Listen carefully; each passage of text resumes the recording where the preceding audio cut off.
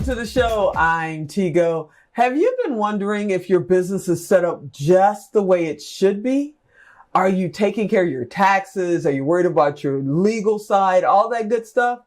Yeah, I go through that too. So today I'm getting my friend Emily to come on and we're going to talk about getting legit. So sit right there. We'll be right back.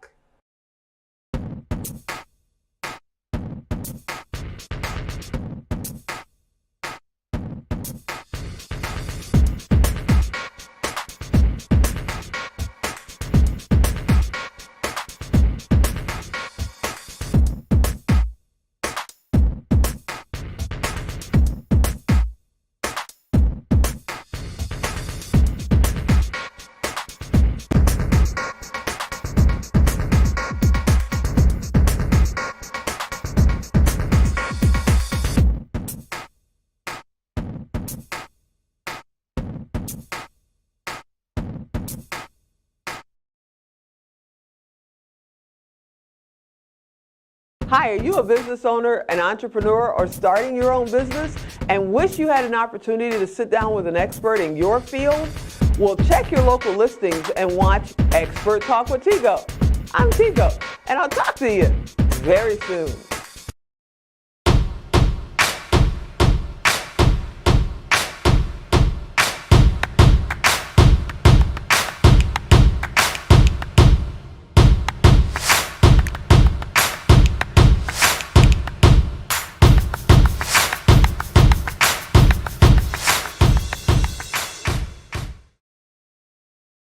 Hey, Emily, welcome to Expert Talk with Tigo. I am honored to be here. I'm so excited to be here, and I can't wait for our conversation because I love chatting about this stuff the most. I'm a giant nerd.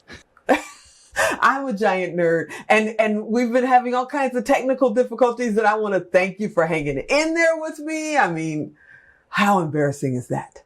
But we're going now. We're going. It's working. Yay. So I found you because your name just kept popping up. Emily, badass lawyer, Emily. And I'm going, is something coming at me or is she just that good? And I looked and you're just that good.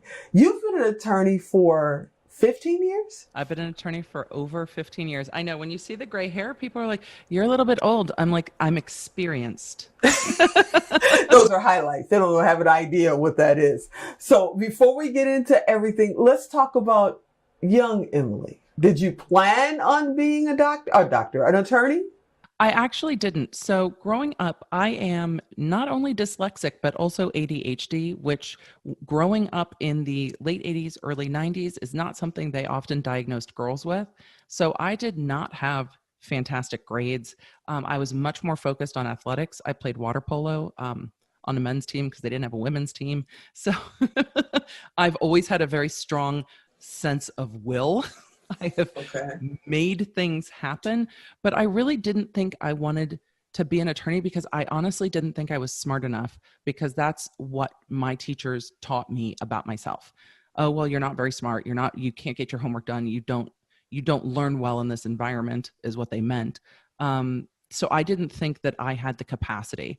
And then I went to college. I was playing Division I water polo and I was like, I can make things happen that I want to have happen. I just have to figure out how it works for me.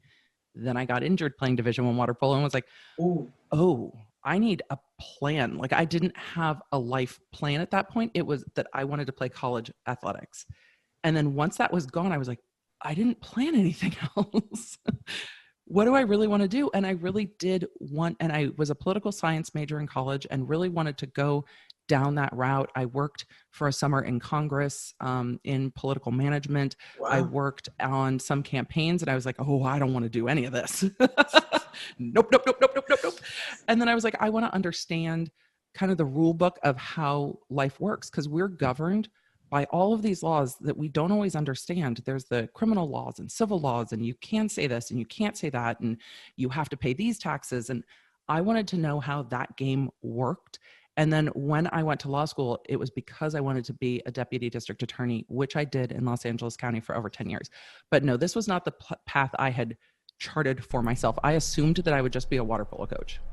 So hold on. You just skipped right over that because you are not, the neighborhood attorney on the corner with the shingle hanging. You literally were a prosecutor in one of the most badass counties around. I mean, Los Angeles, you had to hold your own. So how did you end up there? What made you choose that route? Because you could have went anywhere. So I had some experiences in college with friends and roommates where they had had things happen to them that maybe weren't on the up and up. And in those conversations, and prior to Me Too, women weren't always comfortable saying, this thing happened and I don't know if I'm comfortable with it. And I don't know if it's okay that this happened. And I don't know what to do. And I don't know who to talk to. And I was like, well, everyone talks to me. And I had a lot of compassion for that. I'm not one of these kids who just had straight A's in high school by breathing. I'm scrappy. I have worked to get here and I have overcome learning how to learn. And I know I'll be good at this job because of that. So I literally forced my way in.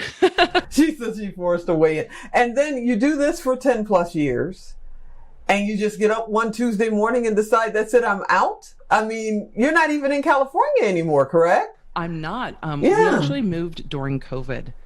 Out of California to Tennessee, but in my career, you just moved. We just moved. Okay. In my career as a district attorney, there is quite a lot of stress in that job. After having 2 children, I had some fairly significant health issues that I was having a really hard time recovering from. And as I was recovering from some of that, I had gotten exposed to tuberculosis at work and had gotten treated for that, and it just bottomed out my system. And as I was going through that, I then herniated my back, and then I herniated my back again. And so I was having these reoccurring health issues, and I felt like I was just patching myself up to go back onto the battlefield. And my kids were very used to me being in bed, and I didn't want to live like that anymore. I loved being a district attorney, but I'm also highly empathetic, and I have some boundary issues, and I was working myself into being very, very unhealthy. And I looked at my kids, and I was like, I can't do this. I also had police protection on my house while I was pregnant because of a murder trial I was involved in. And I was like, my kids didn't ask for this life either. And I felt that it maybe wasn't the best use of my skills, given that it was literally tearing apart my health because I was not very good at dealing with the stress and secondary trauma of that job, though I loved it.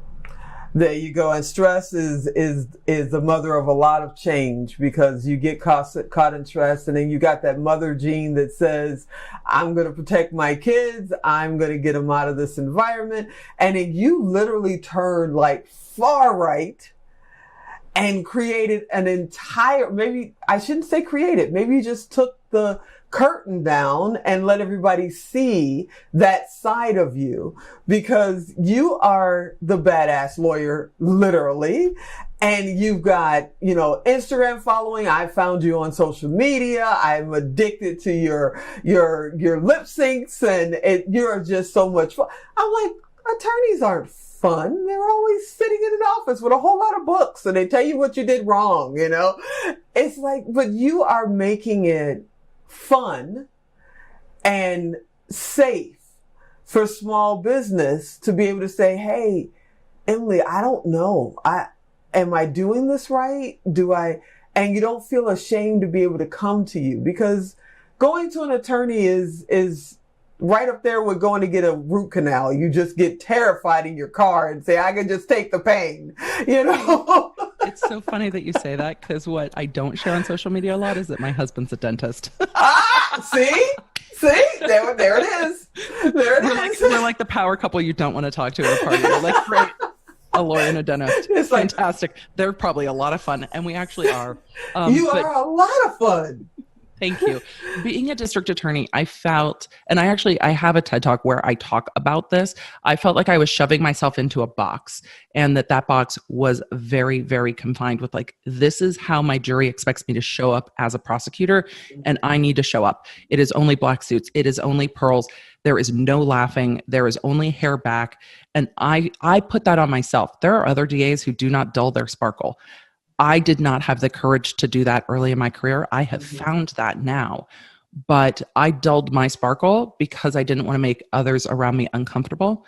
I actually had judges try to or tell me they were going to fine me for making a jury laugh. And I'm like, but I can't help my face. It makes faces. And sometimes when things are confusing, I make faces and people find them funny. And I don't mean to be funny, and I'm not trying to be funny, but I'm also just me. And I was really, really pushing myself to not being myself anymore. And when I left the district attorney's office, my husband and I have been together 22 years now. It took about a year, and he's like, "Oh, you're back." Yeah, that's amazing. So your specialty is internet marketing or internet business, period. You're helping online businesses do the right things at the right times and not get the knock at the door or the certified letter that they didn't follow a certain guideline or rule. I call them "you suck" letters. It's like, you suck because you did this. And that's, attorneys send out these letters all the time. It's like, you were supposed to do this and you didn't, you suck. And I call them "you suck" letters. But what I'm seeing right now in the online space is that attorneys are sending out letters to larger scale entrepreneurs and even mid-size entrepreneurs saying, hey, your website's not ADA compliant, so you need to pay. Or, hey, you use this blog post that you didn't link back to and you need to pay. And I'm trying to take the fear away from that with information. A lot of lawyers want you to respond quickly by instilling fear, but that's not facts. So I really try to pull back the curtain and explain, and I do a lot of consulting to help entrepreneurs figure out where they need to be to protect their business, grow their business, and play the money game. Because let's be honest, the tax code's not written for people to understand. It's written so that only a few people can interpret it, and then they grace you with that information. Right. If you understand that tax code, you can use it to play the game. So who's your perfect customer? I mean, we could say online business, and it could be someone in their garage, or it could be a multi-million-dollar company. Who's your perfect customer? I've actually worked with all of those types of businesses. I've worked with businesses that start in their garage, and I've worked with businesses that make $30 million a year. My perfect customer is really based on their purpose. And it is the entrepreneur that has a purpose to support a specific thing to make change. So I really do work with change-making online business owners. And that can be making change in the, mom fitness space, or making change in the tech space. That what the business does doesn't matter. It's what the entrepreneur wants that matters. And also, I work with entrepreneurs that want to do it right. It's not my job to prove to you that you need legal. Like, if you're coming to me, why do I need to do this? We don't even need to talk. Yeah. When you come to me saying, what do I need to do? Then we can have a conversation. And entrepreneurs that want to grow fast, that want to lay a good foundation for their business so they can do good, are my people. They also have to be okay that I curse sometimes. Just a little bit. Just a little bit. The cursing word is actually in your podcast title, so we'll get into that in a second. But let me ask you, you're in a different state. It's like, but you're talking about online business. Are you restricted by state codes? Can you do business with me in Nevada? How does that work? And this is why I do quite a lot of consulting, straight up legal work, filing a lawsuit, going into court. I am licensed in California, but that is not the work that I love to do. A lot of the consulting I do is more on the business end of consulting than on the strictly legal end of consulting. Okay. Because there is so much overlap in what's an LLC. Well, you can set up your own LLC. I can help you set up an LLC. An accountant can help you set up an LLC. Google can help you set up an LLC. So I really take all of my experience with not only prosecuting things like embezzlement and money laundering, but also running a small business with my husband. We ran a $3 million business for years before we sold it. And so running that business taught me a lot. It's like, oh, this is what it looks like when employees start stealing from you, and this is how you figure it out. And then running my own business. And I bring all of that together with my legal understanding to consult businesses on how to do it right. Then when specific stuff happens, if they need to do, hey, I've got this lawsuit I have to deal with, I really do help facilitate. This is what you need from an attorney in your area. This is how you find them. And they should make you feel heard. If your attorney makes you feel codependent, like you need to call them and ask them every little thing because you don't understand what they've said, they're not the right attorney for you. Your attorney should make you feel empowered in what you're being told, not scared that you can't do anything without calling them. So then I help facilitate those matches too. Well, hey, what are you doing up here in space? Oh, I know. You're looking for some airtime for your show. But you don't know where to look, do you? Well, we can help you with that. See, Gutsy can get your show on Roku and Amazon Fire TV. Sounds good? Oh, well, of course it does. See, they offer a free consultation too, so contact them right away. Gutsy TV Network, your pathway to the stars. GetGutsy.com. Hey, I have a quick question for you. Do you want a professional agency to handle all your video creation, syndication, and monetization needs? We totally understand that new leads and customers are the lifeblood for any business. And if you're looking to grow or scale your business, using video is definitely the best way to go. Here at Melrose 11, we specialize in getting you the results you need to help you grow your business by generating new leads, driving more traffic, and closing more sales without breaking your bank. Did you know, according to HubSpot, having a well-targeted video on your landing page can increase conversions by up to 80%? Yeah, and up to 64% of users are more likely to buy a product online after watching video than by text alone. And that 92% of mobile users share videos with others. And 90% of users say that videos are helpful in their purchase decision making. Incorporating video into your marketing and social media activity is no longer an option, it's an absolute requirement if you're looking for long-term success. Heck, it may even be essential for the very survival of a business. Here at Melrose 11, media truly is our passion. We create animated explainer videos, social teasers, catchy intros, full HD commercials, and even viewer interactive videos. So, if you're looking to elevate your brand, or attract more leads, generate more sales, increase traffic, or build up more exposure for your business, then you've definitely come to the right place. Our professional team will develop your video campaigns at an affordable price, with our fast turnaround times, and a quality of work that can't be beat. We look forward to working with you. Now, I saw on your website, you actually offer a package where you'll take a look at what their website is doing. You'll help them with their paperwork. You have pre-existing packages just already set up. They can just go check it out. And we're putting the web address below you so people know where to go. But what made you decide to do that? Because usually, when you're talking to an attorney or any other profession like that, they want the free consultation. They want you to sit down with them before they even talk to you about anything. You're literally just putting it out there and saying, hey, this is what you need. Grab this. I'll help you if you need me to help you. What made you decide to do that? So a lot of entrepreneurs are like, well, I'll just grab privacy policy like off of somebody else's website, copy and paste it and throw it on my website. I'm like, you can't do that. But it's also something, you need a privacy policy. Most businesses fit into a couple of different categories. And when people go to my shop, the Get Legit shop, to purchase things, it's like if your business falls into one of these categories, a standard privacy policy and standard terms of use are going to work for your business. Mm-hmm. If you're doing something more specialized, then we're going to need to hop on a consultation and talk about your business.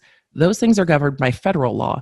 I can operate in any jurisdiction with that. Okay. I chose to do it because I didn't like that I was seeing entrepreneurs not starting because they were afraid of the legal stuff.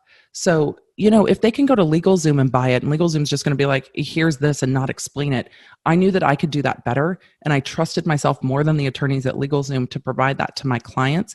But what I found is a lot of my clients are like, okay, well, I teach other businesses how to do it. Can they just come get this from you? And I'm like, yeah, sure, here it is. And so I started it because my clients asked me to help support their own clients as well. So are you a coach as well? Like, can someone just hire you to be their advisor? Is that something that can happen? So how does that work? I do a lot of consulting calls, and I start everybody with one call, because if we can bang it out in one call, you don't need to spend more time with me if you're moving fast in your business. You just need a couple questions answered, and we can do that. What I don't like about the free consultation call model of lawyers, and did you know Google gives them advertising space if they offer free consultations? This is why people do it. What I don't like about the free consultation is people are stressed enough about talking to an attorney.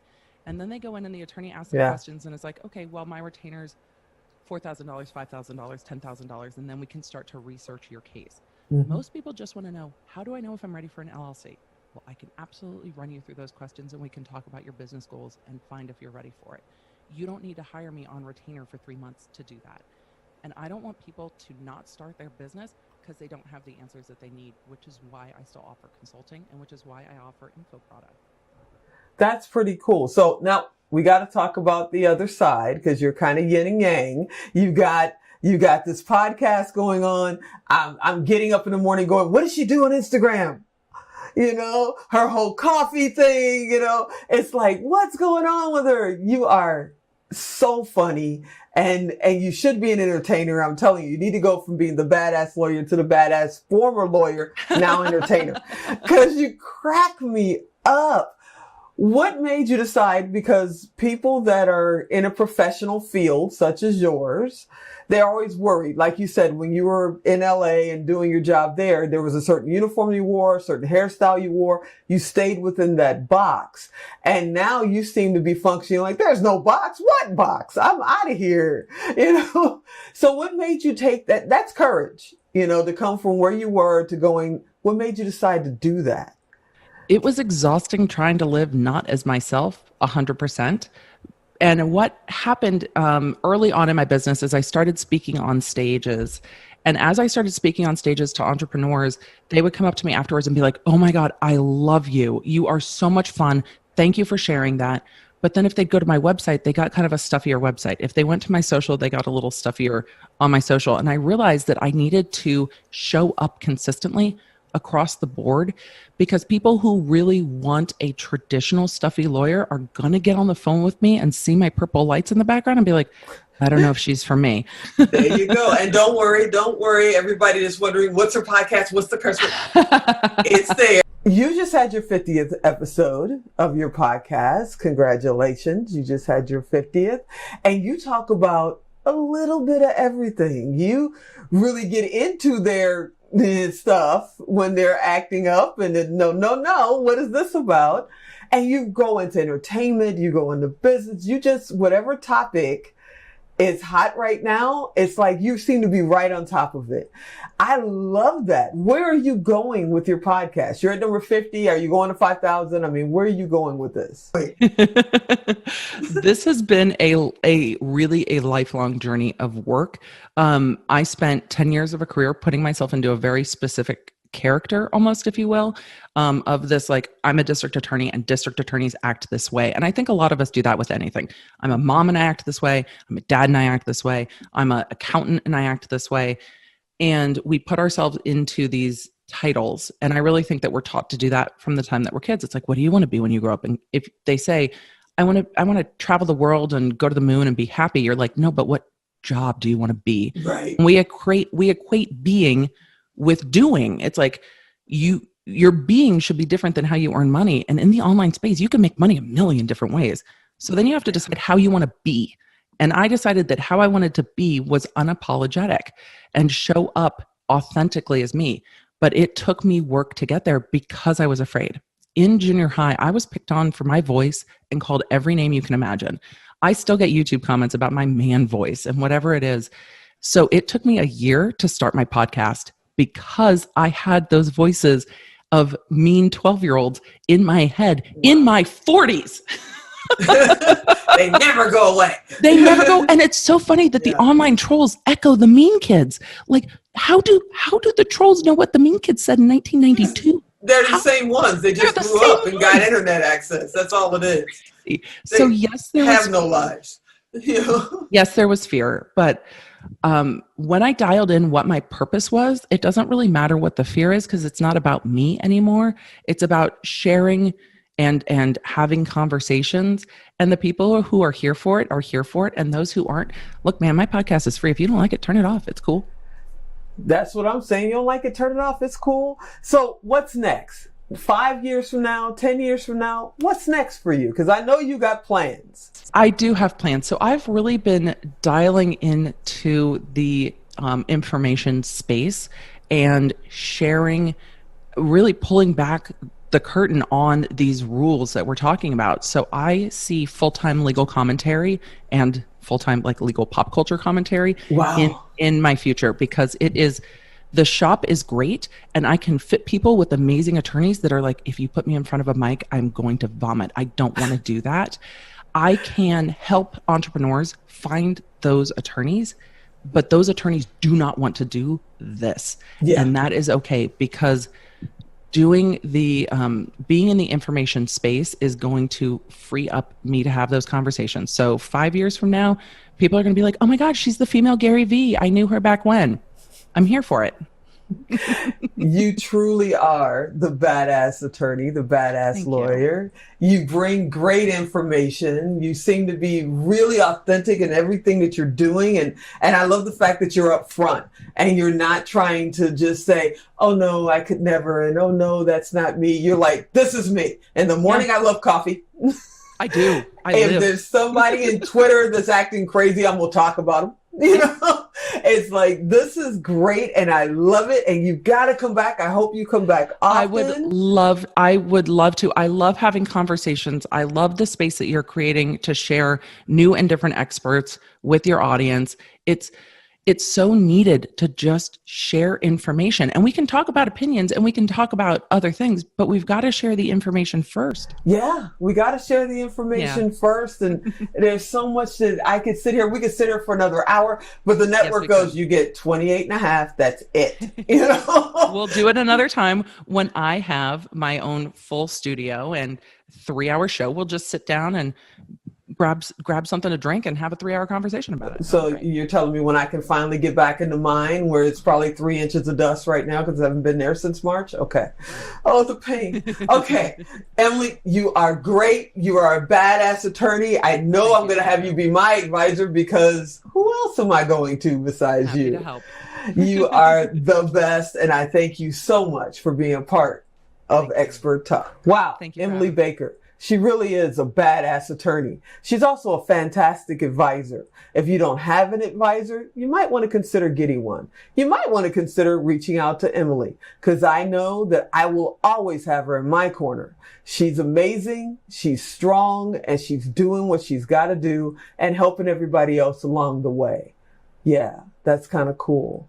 Thank you for watching. I hope to see you next week. I'm Tigo, and I'll talk to you next time.